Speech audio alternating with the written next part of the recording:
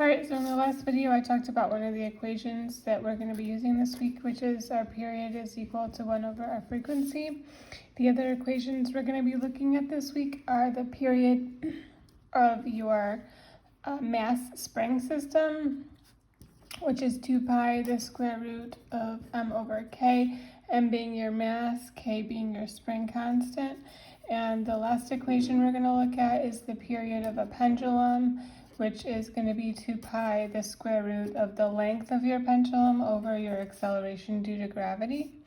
So like all other equations we've been working with this whole year, you'll be given one less variable that's in the equation. So in this case, it'll be 2 out of the 3 variables and asked to solve for the third variable. So you can use these two equations together to solve for your unknown variable. If I have my frequency, I can plug that into my period equation or solve for my period and then use that information in my period of a spring or of a pendulum equation. So if you have your frequency, you can get your period and you can use that to solve if you have your one of the other variables, you can solve that variable. So rearranging these equations is fairly straightforward, but it can look a little strange because of the square root in there. So I'm going to use the top equation, rearrange it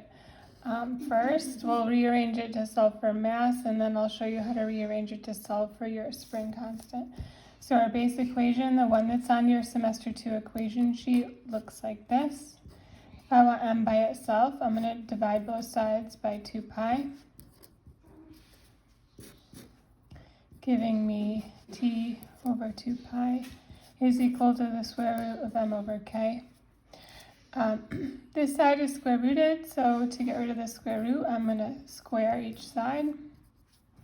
This gives me t over 2 pi squared. Make sure you're doing your order of operations correctly. On this side is going to be your period divided by 2 pi. Then you're going to square it over mass times your spring constant. If I want m by itself, I'm just going to multiply both sides by k. My equation becomes m is equal to k times your period divided by 2 pi squared. If I wanted to go one more step further and get my k by itself, I would divide both sides by t over 2 pi squared.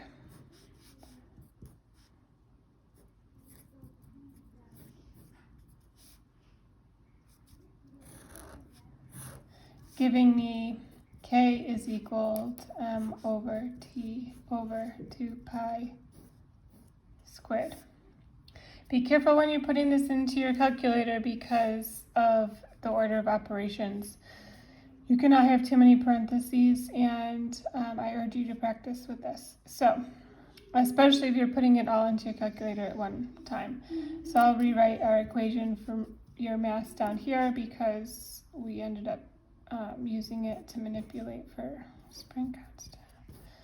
All right, so for the period of a pendulum, our base equation is this. This is what's given to you on your equation sheet. And if you want to solve for k and if you want to solve for m, this is what the equation rearranges to look like. So the period of our pendulum is very similar to the period of our spring.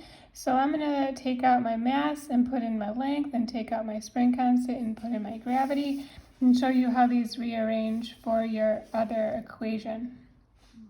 So because my k is in the same spot as my g, I'm going to say g is equal to L t over 2 pi squared. And I'm also going to say, because my L is in the same spot as my m, I can say that L is equal to g times t divided by 2 pi squared. So these are the other ways to rearrange our period of a pendulum equation. And again, if you're given the length and your frequency, you can solve for your acceleration due to gravity, because with your frequency you can get your period, and then your gravity would be the only unknown variable. when I, one more thing, when I substitute these two into each other, so I set my 1 over my frequency equal to 2 pi the square root of L over G, or 1 over F is equal to 2 pi the square root of M over K, we can take a look at these variables. So as my length goes up, my period is going to go up. As my length goes up, my period will go up. And when my period goes up, my frequency goes down. So my length goes up, my frequency will go down. And as my G goes up, my frequency will go up.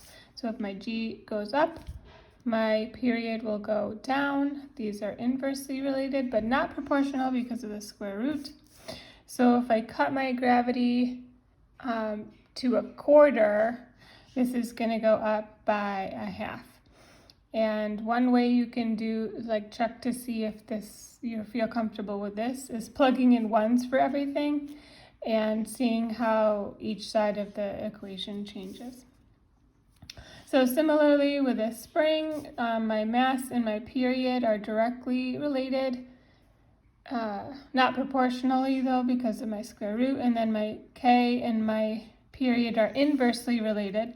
So that tells me my K and my frequency are directly related, and my mass and my frequency are inversely related. But again, not proportional because of the square root.